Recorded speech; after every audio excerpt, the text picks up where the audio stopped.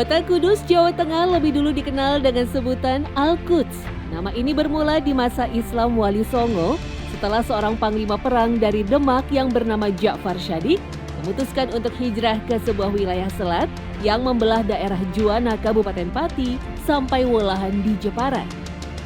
Ja'far Shadiq adalah putra dari Sunan Ngudung yang lahir di Palestina.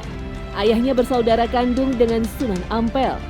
Sanadnya tersambung sampai ke Nabi Muhammad SAW lewat jalur Sayyidina Husain bin Fatimah bin Muhammad. Ja'far Shadiq bergelar Wali Al-Ilmi atau seseorang yang berilmu luas karena berdakwah di wilayah Kudus, ia lalu dijuluki Sunan Kudus. Pendapat lain menyebutkan jika penyebutan Kudus yang berasal dari Al-Quds merujuk pada tanah kelahiran Sunan Kudus di Palestina. Al-Quds memiliki makna tempat suci. Untuk yang masyarakat masih Hindu dan Buddha sebagai agama asli Jawa pada waktu itu, Sunan Kudus membuat strategi yang sangat adaptif dengan cara membangun menara dan masjid dan kotanya itu dengan arsitektur yang menarik. Kita sebut menarik kalau kita lihat menara itu bagian atasnya seperti menara Kulkul di Bali. Ada atap kemudian ada badannya. Tetapi kakinya itu sama persis dengan arsitektur Candi Jago di Singosari. Sebagai panglima perang para wali, Sunan Kudus terkenal dengan karomahnya. Konon ia bisa mendatangkan ribuan tikus dan tawon yang membantunya melawan musuh di medan perang. Sementara dalam berdakwah, Sunan Kudus memilih untuk menghargai budaya setempat. Hal ini nampak jelas dari arsitektur menara dan Masjid Kudus yang mengadopsi simbol-simbol masa Hindu-Buddha. Dengan begitu, masyarakat tidak merasa aneh datang ke masjid dan akhirnya mau mendengarkan dakwah Sunan Kudus. Salah satu media dakwah Sunan Kudus yang paling unik adalah sapi. Ketika itu, sapi adalah hewan yang disucikan. Sunan Kudus lalu menghias seekor sapi yang diberi nama Kebo Gumarang, lalu mengikatnya di halaman Masjid Menara Kudus agar masyarakat mau mendekat. Ketika mengajarkan kurban, masyarakat tidak dianjurkan untuk menyembelih sapi, tetapi menggantinya dengan kerbau. Sejak saat itu, kuliner dari Kota Kudus terkenal dengan penggunaan daging kerbaunya sebagai simbol toleransi beragama, termasuk soto Kudus. Ini kan menarik, kayak sebuah fenomena ya yang sangat manis bagaimana interaksi, hubungan, dan komunikasi antara umat Islam merasakan bagaimana suasana batin umat yang lainnya. Jangan sampai mereka yang memang bersaudara, bertetangga, yang bersebelahan, harusnya dia menerima kebenaran-kebenaran Sunan Kudus, nggak menerima karena apa? Karena kehadiran tampilan dari para dai-dai ya, dari murid-muridnya Sunan Kudus. Oleh karena ini merupakan saya menelitinya mengkajinya ya menjadi sebuah pendekatan yang sangat luar biasa. Soto Kudus kini menjadi kuliner tradisional kebanggaan warga Kota Kretek. Dengan mudah kita bisa menikmatinya di setiap sudut Kota Kudus yang syarat dengan warisan peradaban Islam. Secara tampilan, soto Kudus mirip dengan soto Lamongan. Disajikan dalam mangkok kecil, berisi kuah bening dengan nasi, plus suwiran daging kerbau atau ayam, ditambah soun, kol, dan toge. Dinikmati bersama aneka sate, pastinya bikin selera makan bergelora. Semangkok soto Kudus bisa-bisa kurang tuh. Soto Kudus itu saya tahu khas dari Kudus yang terbuat dari daging kerbau yang melambangkan toleransi antar agama. Kalau soto Kudus itu salah satu makanan favorit aku ya. Karena tuh dari kuahnya itu tuh mempunyai ciri khasnya tersendiri dan itu rempah-rempahnya yang terkandung di soto itu menurut aku unik sih. Jadi aku menjadikan soto Kudus itu salah satu makanan favorit aku. Iya, jadi memang soto Kudus itu memang mangkoknya memang mungil ya.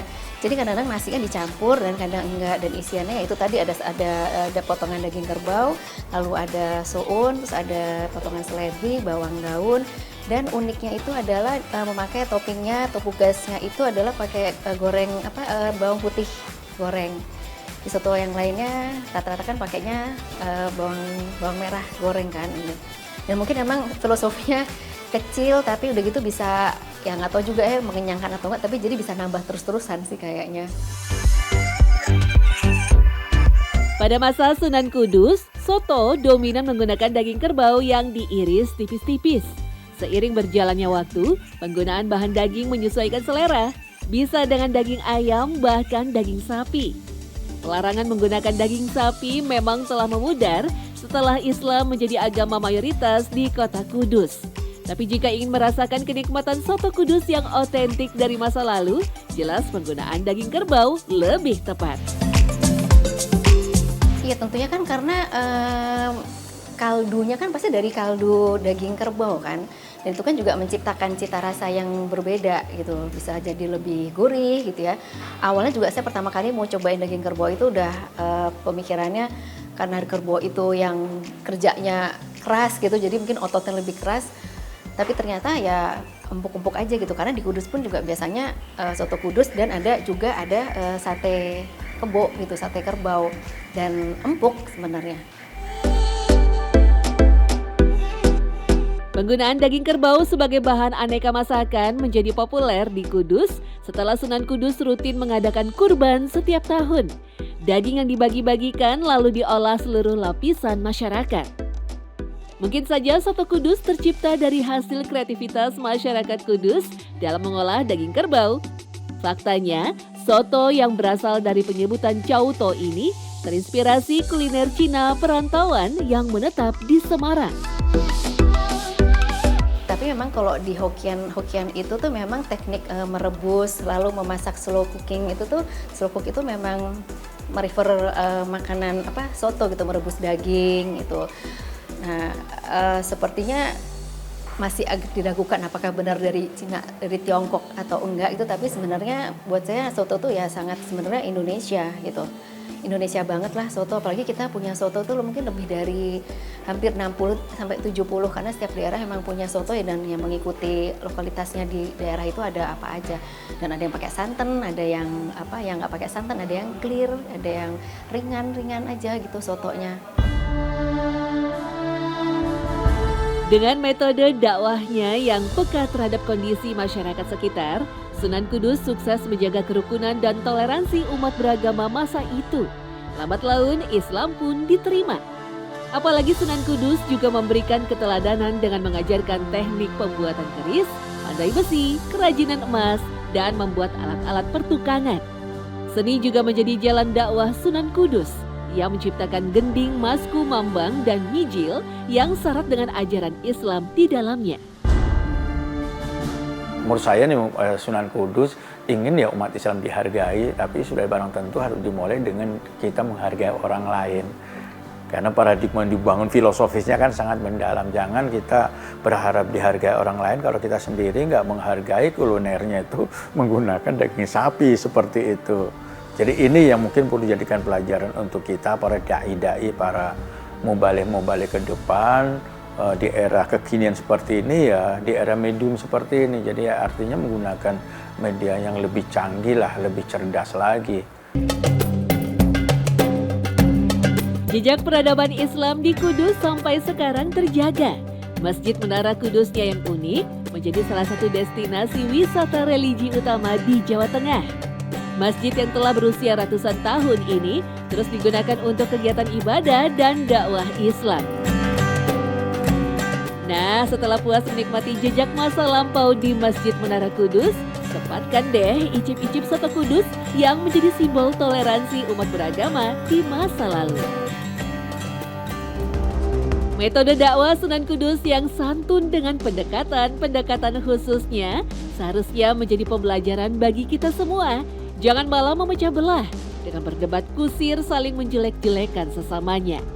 Padahal jika dibandingkan dakwah Sunan Kudus, jelas sangat berat. Namun dengan kesabaran dan kerendahan hati, Islam menyebar di seluruh Jawa. Dan bagaimana strategi mengimplementasikan toleransi dengan model yang update seperti itu. Ini yang berat ini, khususnya di era-era Sekarang ya kelihatannya muda ya, orang tersulut gitu ya. Orang seneng kok menonjol-nonjol perbedaan. Karena sekarang menjual perbedaan-perbedaan, laku benar kelihatannya. Nah ini harusnya kita menjual hal-hal yang memang menawarkan kebersamaan, persaudaraan, keikhlasan, diri kita menjadi bagian daripada orang lain. Inilah kata Rasulullah SAW.